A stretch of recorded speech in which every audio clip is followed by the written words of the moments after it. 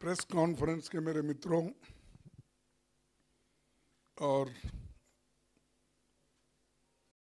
सारे चैनल्स के, print media के, यूट्यूबर्स, जितने भी यहाँ पर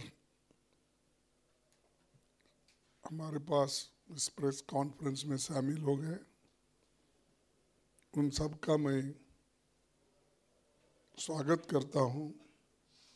और इस चुनाव में मैं महाराष्ट्र का दौरा भी कर रहा हूँ और हमारे इधर झारखंड का भी मैं दौरा करते जितना हो सके उतना कोशिश करके हम अपने पार्टी को मजबूती दिलाने की कोशिश कर रहे हैं। महाराष्ट्र में तो बहुत से मुद्दे हमारे सामने हैं, खास करके अनएम्प्लॉयमेंट के, किसानों के, युवाओं के और किसान की बोला में बेरोजगारी और नशे की समस्या भी बढ़ गई है। महिला भी सुरक्षित नहीं है। ऐसा जो महाराष्ट्र पहले देश में कानून सुव्यवस्था के लिए, न्याय के लिए और हिंदुस्तान के कोने कोने से जो महाराष्ट्र में आते थे, चाहे वो बम्बई हो, पूना हो, नागपुर हो, वो लोग कहीं ना कहीं हमारी रोटी रोजगार यहाँ मिलती है समझकर लोग यहाँ पर आते थे। लेकिन आज समय बदल गया है। बीजेपी सरकार आने के बाद और जो गवर्नेंस होना चाहिए वो गवर्नेंस ठीक ढंग से नहीं हो पा रहा। सिर्फ एक दूसरे पे टिप्पणी करने में, गलत बातें करने में और प्रचार करने के जो बातें लोगों के सामने झूठ बातें बोलते रहते हैं, तो उससे एक रखना भाई।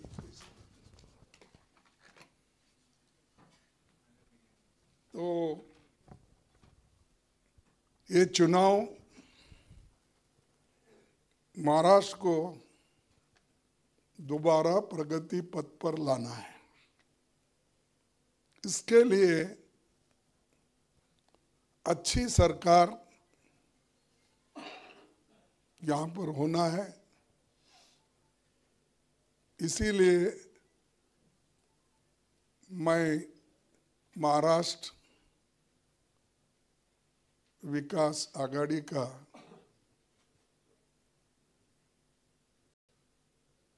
तरफ से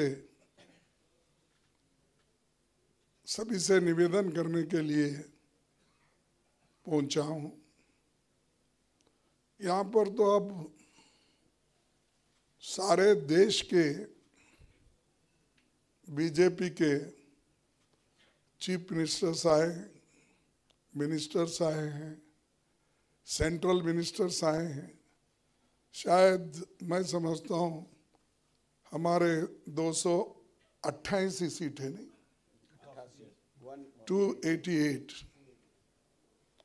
तो जब 288 नियरली एक एक एमएलए को एक एक मिनिस्टर स्टेट के हो, सेंट्रल के हो, चेयरमैन हो, ये पूरे लोग आकर यहाँ पर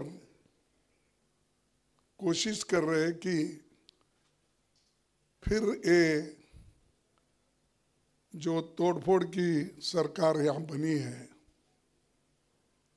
उस सरकार को फिर से लाने की, मजबूती देने की कोशिश के लिए वो कर रहे हैं। वो कभी नहीं होगा। लोग एक बार देख चुके हैं, आपने चोरी करके हमारे एमएलए को उठा लेके चोरी करके आप सरकार बना लिए हैं। ये कोई आइडियोलॉजी पे नहीं बनी है सरकार, ये सत्ता में आने के लिए हर रीति का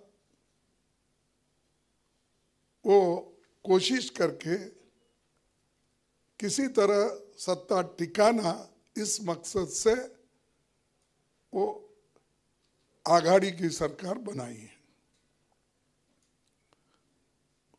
महायुक्ति नहीं तो आघाड़ी की सरकार नहीं, अपना तो विकास आघाड़ी है ना, हाँ, महाविकास आघाड़ी, उनका तो हाँ महायुक्ति। लेकिन मेरा कहना ये है कि जो पार्टियां उसूलों पे नहीं चल सकते, उनको कोई अधिकार नहीं है कि तोड़फोड़ के सरकार बनाना और अपने नीति को छोड़ना। और एक बात मैं आपको कहना चाहता हूं कि ये पहले से भड़काऊ भाषण देते हैं, कहीं भी इतना भड़काऊ भाषण देते हैं कि लोगों को मुद्दे से, असल मुद्दों से हटाना और गुमराह करना, ये ज्यादा उनका कोशिश और प्रयत्न है। हम ये बोलते हैं कि आप भड़काते क्यों हो लोगों को? सीधा वोट मांगो, अपनी बात रखो, अपना काम रखो। अगर उस काम पे लोग अगर आपसे सहमति है तो लोग वोट देते हैं। मैं राजकारण के लिए नया हूं, नया नहीं। मैं सतत कम से कम ये 53 साल चल रहा है मेरा, 53 इयर्स चल रहा है। मेरे को थोड़ा सा अनुभव है। और कोई इलेक्शन मैं कम से कम 13 इलेक्शन कंटेस्ट किया। एक इलेक्शन में मुझे थोड़ा धक्का लगा, जो 2019, उसको छोड़ के मैं कंटिन्यूअसली जीत के आ रहा हूं, क्योंकि मैं उसूलों पे विश्वास रखता हूं, आइडियोलॉजी पे विश्वास रखता हूं। अगर आप आइडियोलॉजी पे विश्वास रख के काम करेंगे, लोग आपको जरूर वोट देंगे। तो ये लोग हर बात हर जगह भड़काना, एक इनका कोई बोलता है बटेंगे तो कटेंगे, कोई बोलता है एक है तो सेफ है। अरे भाई, दोनों में डिसाइड कर लो। योगी और मोदी जी, क्या तुम्हारा कोटेशन चलना चाहिए, क्या योगी जी का चलना चाहिए? तो परसों मैं सुना, कहीं देखा न्यूज़पेपर में कि आरएसएस के लोग बटेंगे तो कटेंगे, जो योगी का ये अपना स्लोगन है, उस स्लोगन को पसंद कर रहे हैं बोल के आरएसएस ने इसको स्वीकार कर लिया। उनका आरएसएस का मुखिया एक जाकर उनसे बात करने के बाद, अब वो उसके कंपटीशन में ये लोग अलग स्लोगन दिए। एक है सेफ है, ठीक है भाई, अब छोड़ना कौन चाहते हैं? क्या हम सब द्रोही हैं? क्या हम देश को एक नहीं रखना चाहते? अरे हम देश को एक रखने के लिए तो हमारे कांग्रेस पार्टी के नेताओं ने अपनी जान बिछावर कर दी, अपने जान हमने खो लिया बड़े बड़े नेताओं को। और महात्मा गांधी जी को किसने मारा? आप बोलिए। मारने वाले भी आप, बांटने वाले भी आप, और दोष दूसरों पे देते हो। हाँ, बांटते भी आप ही हो, काटते भी आप ही हो, और दूसरों को मारते भी आप ही हो, और कहते ऊपर से बटेंगे तो कटेंगे। तो दोस्तों, आप इसी के ऊपर समझिए कि लोग देश को एक रखने वाले ये बात कभी नहीं बोलते। हम एक है, देश के एकता के लिए सभी लोग अपनी जान देने वाले हैं। क्या इंदिरा गांधी जी ने अपनी जान नहीं दी देश के एकता के लिए? क्या राजीव गांधी जी ने अपनी जान नहीं दी देश के एकता के लिए? आपके पास कौन ऐसा महापुरुष है, मुझे बताओ, देश के लिए, एकता के लिए अपनी जान दिया है? लेकिन भड़काऊ भाषण देना और बार बार झूठ कहना, ये मुझे अच्छा नहीं लगता। और मोदी जी को क्या अच्छा लगता मुझे मालूम नहीं। उन्होंने इतने झूठ बोलते हैं। मैं तो कभी पार्लियामेंट में बोलता था उनको, साहब आप इतने झूठ बोलते हैं की मराठीमध्ये म्हणतात की खोटं बोला पण रेटून बोला, नहीं, खोटं बोला पण रेटून बोला तो लोग आपोआपच खरं समजतात। तो ऐसा है मोदी जी का, झूठ बोलना और जोर से बोलना।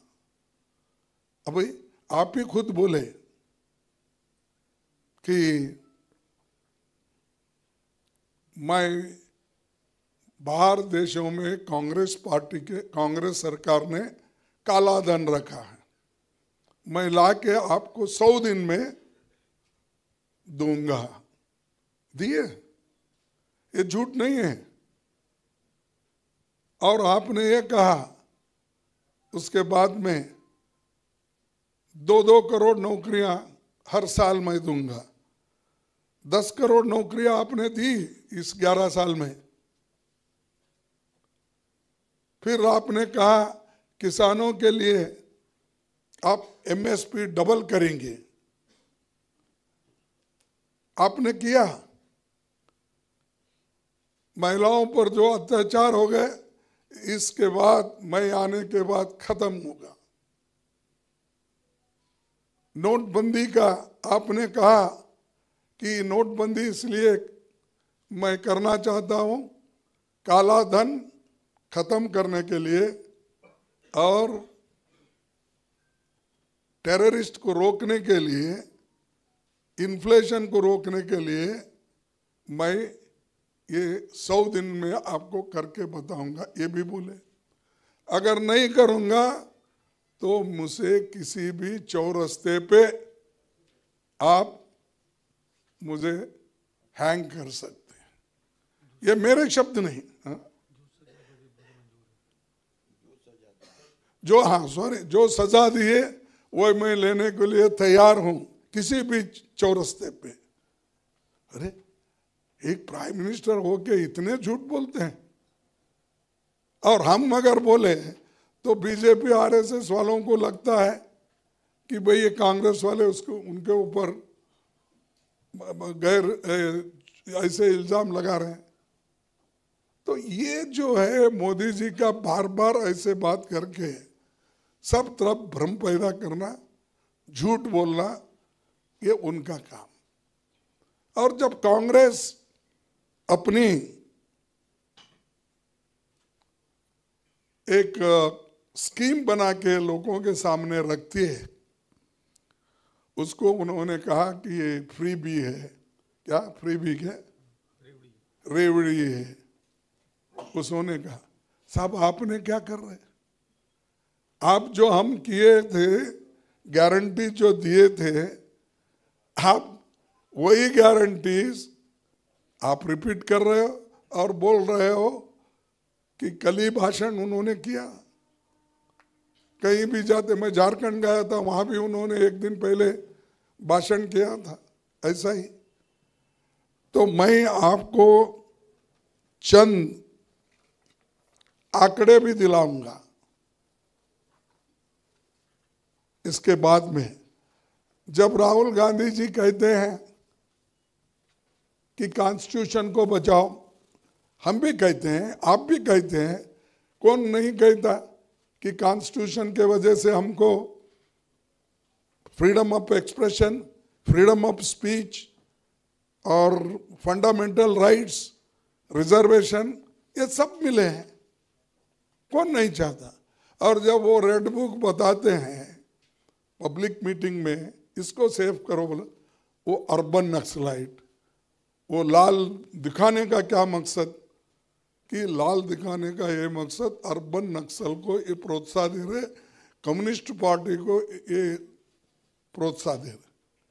अरे संविधान बताना अगर गुनाह है लोगों को, कोई ये भी कहता है कि उस खाली पन्ने हैं, अरे सफेद, यह मैं नहीं सुना आज तक कि जो किताब प्रिंट होती है, कोई भी पब्लिशर प्रिंट करता है, वो लाल भी करता है कवर, नीला भी करता है, हर इससे वो कर सकता है। लेकिन इन्होंने ये कहा कि देखो ये लाल किताब उन्होंने ये देखो, हमको तो ये बोला, तो प्रधानमंत्री जी को यही किताब उन्होंने भेंट किया, राष्ट्रपति को। तो ये कहते हैं एक और करते हैं एक। इधर तो राहुल जी को वैसा बोले, नहीं हर जगह हर लॉयर रखता है, हर आदमी अब मेरे पास है, देऊं क्या आपको? हाँ है मेरे पीछे है, तो लाओ भाई, बताएंगे हमारे दोस्तों को। तो ये छोटी सी बात है, हाँ ये छोटी सी बात है, इसको उछालते हो कि देश की समस्या और राज्यों की समस्या से लोग जो जूझ रहे हैं, ये प्रिंटेड है, देखिए, खाली नहीं मेरे पास। खाली है, हाँ खाली, बेचारा ऐसा नहीं पढ़ा होगा किताब, ऐसा देखा भी नहीं होगा, पढ़ा भी नहीं होगा। हाँ तो ये आपने देखा है, ये जो एक बहुत बड़ा झूठ वो बोल रहे हैं। हम झूठ नहीं बोलते, हम बताएंगे आपको आंकड़े जो, अरे लाओ,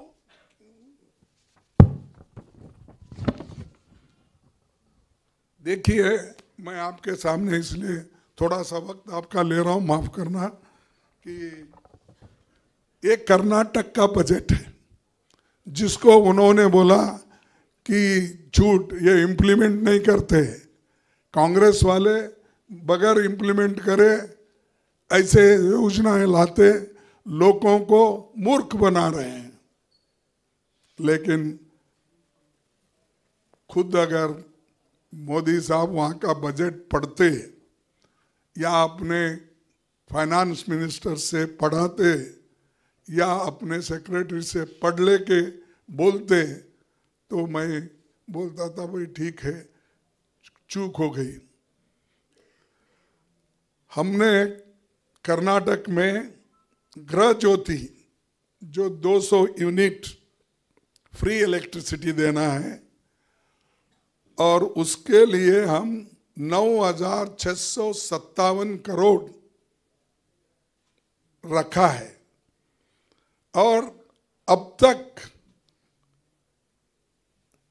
5,164 करोड़ खर्च हो गए। दूसरा, शक्ति जो बस में फ्री महिलाओं को, सभी महिलाओं के लिए 5,015 करोड़ हमने बजट में अलोकेट किया है और अब तक खर्च हो गए हैं 2,709 करोड़। फिर गृह लक्ष्मी, एक गृह लक्ष्मी के लिए 2,000 हर महिला को जो अपने घर की सबसे बढ़िया होती है, उस कुटुंब की जो मुखिया होती है, उनको 28,608 रुपये हमने इसमें बजट में एलोकेशन किया। खर्च अब तक हो गया 13,451 करोड़, 13,451 करोड़। और अन्न भाग्य एडिशनल 5 केजी हम देने का वायदा किए थे बीपीएल फैमिली को, उसमें से 8,080 करोड़ उसको रखे थे, उसमें 2,582 करोड़ खर्च हो गए। युवा निधि, ये financial aid for unemployed graduates के लिए 650 करोड़ हमने रखे थे, उसमें 108 करोड़ खर्च हो गए। ये ताजे आंकड़े हैं अक्टूबर तक, और इसको अगर कोई झूठ बोलता है तो हम उनको क्या कहना चाहिए। उसमें खासकर प्रधानमंत्री झूठ बोलते हैं, ये देखते नहीं क्या? उनके पास कोई इंटेलिजेंस नहीं है, उनके पास कोई आंकड़े जो फाइनेंस डिपार्टमेंट को मंगाते हैं खर्च करने का नहीं देखते। और ये ऑथेंटिसिटी के लिए मैं आप लोगों को दे रहा हूं, और अब उनको बताना होगा अब उनके गारंटियां कितने उन्होंने दिए, उसमें उन्होंने देश में कितने जगह किए, क्योंकि उन्होंने देश के प्रधानमंत्री और हर जगह हमारी कॉपी कर रहे हैं। तेलंगाना में हमने 5 गारंटी दी, निभा रहे हैं। कर्नाटक में 5 गारंटी दिए, निभा रहे हैं। अपने हिमाचल में 5 गारंटी दिए, वो भी निभा रहे हैं, एक्सेप्ट 7 गारंटी दिए। एक वो किसानों का रुक रहा है, लेकिन इसी साल जो भी हमारा इकोनॉमिक प्रोग्राम है उसी के तहत उनको भी मिलेगा। तो हम तो 90%, 99% इम्प्लीमेंट करके आज तक जितने पैसे खर्च करे उसकी हिसाब हमने रखी। लेकिन ये मोदी जी हमको झूठ बोलते फिर रहे हैं, उनके नेता लोग भी फिर रहे हैं, और खुद ही उनके आंकड़े बताते हैं कि जब शाह अच्छा बोले, एक बार मैं सुना कि नहीं भाई ये 2 करोड़ देने का, ये 15 लाख, ये सब जुमले हैं, ये इलेक्शन के जुमले बोले थे। पूछो, उन्हीं बोले थे, पेपर में आया था, आपने लिखा था, हमने पढ़ा। और बाकी और भी चंद चीजें जो है, अब ये जो आइडियोलॉजी है हमारी, ये जो महाराष्ट्र खासकर, और महाराष्ट्र के आइडियोलॉजी की छाप सारे भारत में पड़ी है। शिवाजी महाराज, साहू महाराज, फुले, अंबेडकर की ये पुरोगामी विचारधारा यहाँ है। अनेक संत हो गए, सभी प्रोग्रेसिव थिंकर्स थे, और थोड़ा कुछ ध्यान वो लोग अगर देते तो महाराष्ट्र कैसा है, विदर्भ कैसा है मालूम होता था। गाडगे महाराज ने क्या काम किया, संत तुकाराम जी ने कैसे अपने नाथ पंथ को बढ़ाया और लोगों को मार्गदर्शन किया, टुकड़ो जी महाराज ने क्या किया, ये मालूम होता है भाई। यहाँ कहीं आप गुजरात में गए, एक बटन दबाए वापिस आए, हर जगह जाते हो बटन दबाने के लिए जाना फिर वापिस आना। और इन्होंने बम्बई और अहमदाबाद के लिए बुलेट ट्रेन लाने का वायदा किया, 2 साल में मैं बुलेट ट्रेन लाऊंगा। 3 साल हो गए, 4 साल हो गए, अब कितने साल हो गए? 11 हो गए। 11 साल हो गए ना बुलेट ट्रेन आई, उससे पहले ही फूल गिरी, हाँ ब्रिज गिर गया। तो ये अब उसको कितने दिन लगेंगे बनाने के लिए, आप जरा सोचिए। राम मंदिर को हाथ लगा है, वो अपना लीक हो रहा है, और वहाँ के जो महाराज है वो बोल रहे कि वो पत्थर थोड़े निकाल के वहाँ पर नए पत्थर लगाना पड़ता। जहाँ पत्थर लगाए सब ऐसा ही होता है, कहीं खंबे टूट रहे, कभी राम मंदिर का ये हो रहा है, कभी पुल ये हो रहा है, संसद हाल में, वो संसद भवन में वहाँ भी लीक हो रहा है। शिवाजी महाराज के पुतले को इन्होंने उद्घाटन किया, हाथ लगाते ही वो गिर गया।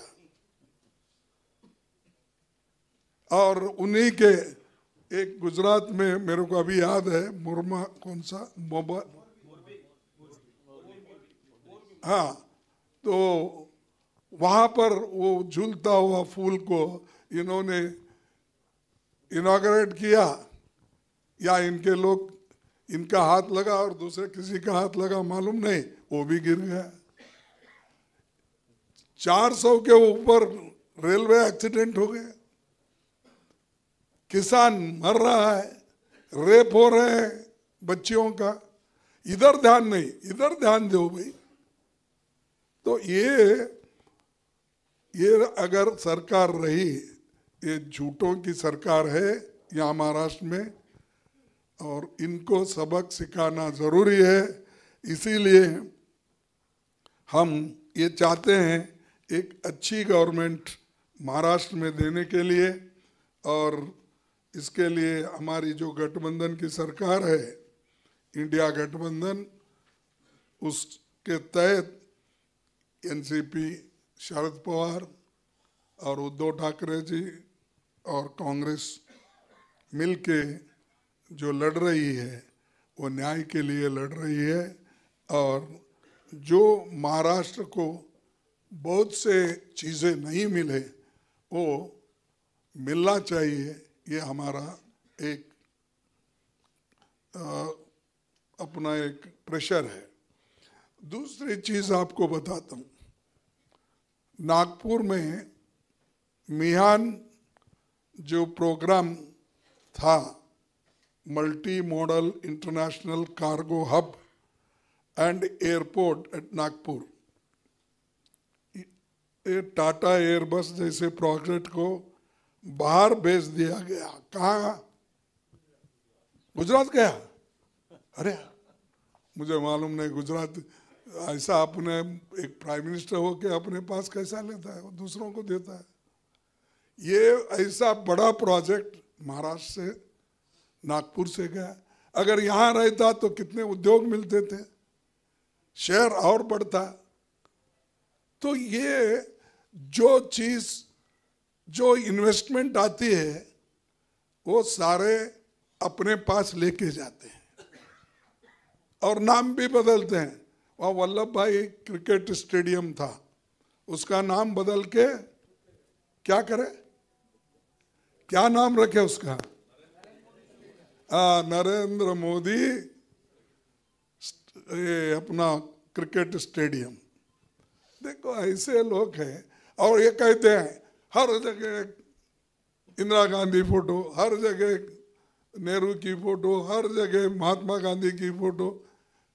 तो ये तो है, लोग नहीं रखे, इन्होंने खुद ही रख लिए हर जगह।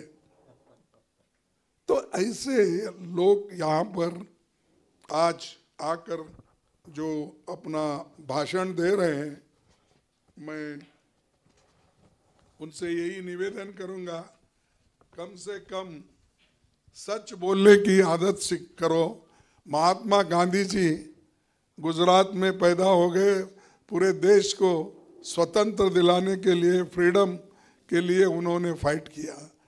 वल्लभ भाई पटेल ने देश में, देश पूरा एक करना, इसीलिए सारे राजे महाराजाओं को, नवाबों को इकट्ठा करके देश को मजबूत बनाया। ऐसे देश से आप आते हो, ऐसे स्टेट से आप आते हो, लेकिन ये तो आप यहाँ आके झूठ की फैक्ट्री निकली इसके पास, मोदी के पास। और आरएसएस ने ऐसे झूठ के फैक्ट्री को सब अपना ह्यूमन रिसोर्सेस लगाया लोगों को।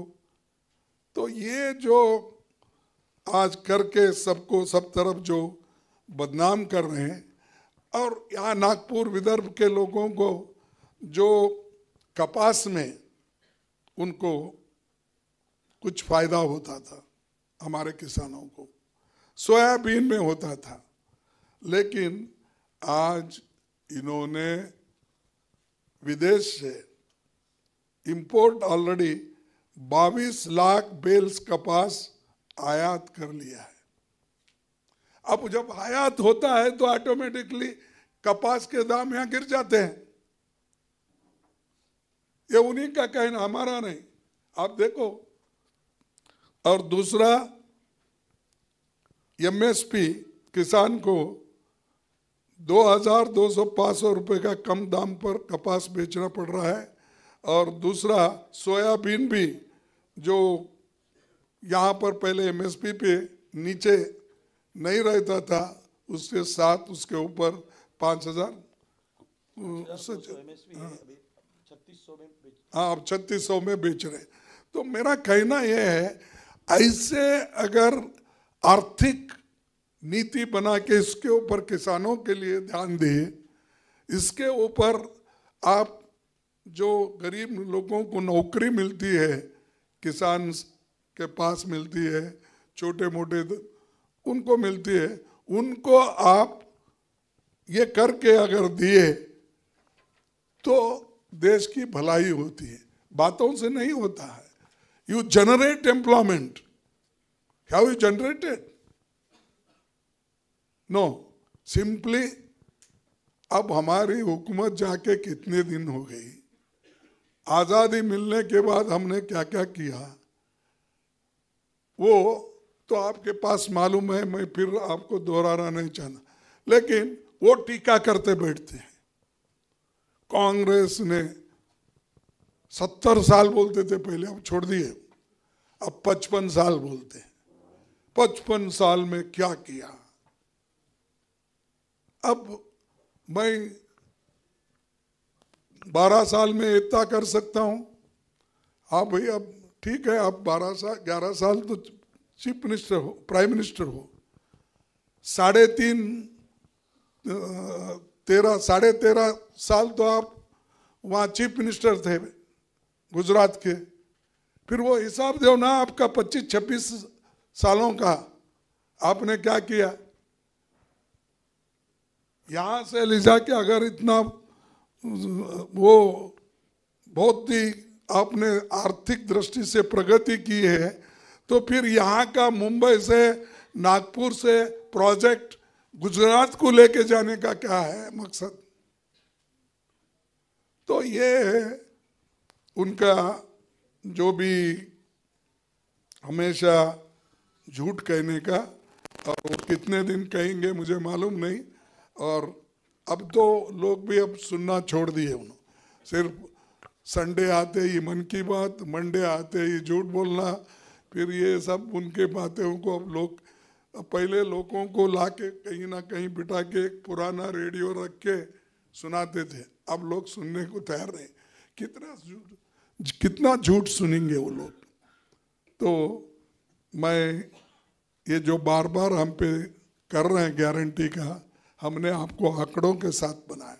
अगर वो कभी आपसे मिलेंगे प्रेस कॉन्फ्रेंस में, मिलेंगे ना, अरे ऐसा कैसा, साल में एक बार तो मिलना चाहिए। अगर कभी भी मिलते हैं तो आप पूछिए भाई, उन्होंने तो आंकड़ों के साथ पूछे, नहीं तो उनको हमको एक जगह आप मिलाओ, एक ही स्टेज पे हम बोलेंगे, बात करेंगे उन्होंने अपने 11 साल में क्या किया और हमने अपने 55 साल में क्या किया। हम तो पार्लियामेंट में बोलते हैं, उसका जवाब ही नहीं मिलता, उल्टा हमारे ऊपर इल्ज़ाम लगाते हैं कांग्रेस वाले गड़बड़ करे, हमारी बात नहीं सुने, इसीलिए बोल के ख़त्म करते हैं। तो अब मैं आखिरी मुद्दे पे आऊँगा। हम 5 स्कीम की गारंटी दिए हैं। महिलाओं को हर महीने 3,000 रुपये, इनका है 2,500 रुपये, 1,500 है। अरे अब 1,500 है, लेकिन अब 2,100 की है। अब ये 3,000 रुपये हमारे आघाड़ी के तरफ से, माँ विकास आघाड़ी के तरफ से 3,000 हम देंगे। महिलाओं के लिए फ्री बस सेवा, जैसा कि अब कर्नाटक में हम कर रहे हैं, उसमें रहते हैं जो कंडीशन वो रखेंगे वो सब आपको मालूम होगा। उसके बाद समानतेची हमी यानी सोशल जस्टिस, इसके लिए जातिगत जनगणना होगी। अब हम आंध्रा में शुरू किए, आज से तेलंगाना में आप शुरू किए। अब तक मोर देन 28,000 लोग अब सर्वे में जुटे हुए हैं। उसके बाद 50% आरक्षण की सीमा हटाएंगे, अब 50% है, उसको हटा के हम करेंगे। ये नामुमकिन नहीं है, ये जयललिता ने तमिलनाडु में की है, 67% है उसके पास। तो ये अगर शेड्यूल में आ गए, 6 शेड्यूल में, तो नेचुरली मिलता है, वो हम करेंगे। और 25 लाख रुपए तक स्वास्थ्य बीमा, कुटुंब रक्षण और मुफ्त दवा। उसके बाद चौथा, कृषि समृद्धि, किसानों का 3 लाख रुपए तक कर्ज माफ होगा। नियमित ऋण भुगतान के लिए 50,000 रुपए का प्रोत्साहन धन उनको मिलेगा। 5वां, युवकन्या साबत, ये युवाओं के लिए एक प्रोग्राम उन्होंने किया और इसमें बेरोजगार को हर महीने 4,000 रुपए की मदद मिलेगी। ये हमारे प्रोग्राम है, हम रखे हैं, हम इसको इम्प्लीमेंट करेंगे।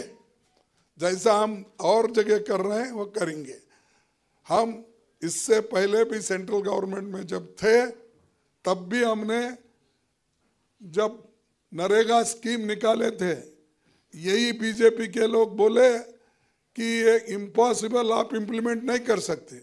हमने करके दी, सोनिया गांधी ने करके दिया। फिर फूड सिक्योरिटी एक्ट हमने करने निकले, सब लोग अपोज करे, इससे देश बर्बाद होता, आर्थिक दिवालीपन उठता, बोले हमने दिया। वो सब लोग अब वो कंटिन्यू कर रहे हैं। और ऐसे जैसा कि कंपलसरी एजुकेशन वो भी हम करें, हेल्थ मिशन वो भी हम करें। उसके अलावा स्टेट में हमने जो जो वायदे किए हैं वो करके दिखा रहे हैं। तुम्हारा कौन सा वायदा पूरा हुआ वो बोलो, मैं ठीक है भाई, आपने जो वायदे किए वो तो खत्म, एक भी नहीं, वो बोले जुमले हो के निकले। तो भाइयों, मेरा कहना इतना ही है कि मैंने अपनी बात को रखा है, और ये यहाँ पर विदर्भा में तो एक लहर निकली है, और अपनी जो आघाड़ी यहाँ जीतेगी और भारी बहुमत से आएगी। और यहाँ पर दो बड़े नेता हैं, मैं उनका नाम नहीं लेना चाहता हूँ, लेने में भी कोई हर्ज भी नहीं है, लेंगे, लेकिन इतने बड़े नेता हो कि उनका इन्फ्लुएंस क्यों नहीं गिर रहा? क्यों गुजरात को इन्वेस्टमेंट जा रहे हैं? तो अब वो सिर्फ अपनी कुर्सी को देख रहे हैं। तो नेचुरली जब आदमी कुर्सी के तरफ, ऐसा कुर्सी के तरफ मुड़ के देखता है, तो सामने लोगों का क्या हालत है वो नहीं देखता। तो ये जो है काम ये लोग कर रहे हैं, और हम इनका अच्छा मुकाबला करेंगे। महाराष्ट्र में अपना विकास आघाड़ी का सरकार आएगा, और निश्चित रूप से इन चीज़ों को हम इम्प्लीमेंट करेंगे। वो लोग तोड़फोड़ की सरकार जो बन गई है वो नहीं होगा आगे, इसलिए नहीं होगा, जब हम भारी बहुमत में आएंगे ये तोड़ नहीं सकेंगे। और जो गए हैं उन भगवान उनको सद्बुद्धि दे कि ऐसा महाराष्ट्र को शिक्षा क्यों दे रहे हैं। Why you are punishing the Maharashtra people? What crime they have committed? Therefore, I want to tell you that we are going to win this election, hands down, and all these things I wanted to tell before you. मैंने आपके सामने अपने मुद्दे रखे हैं। Thank you very much.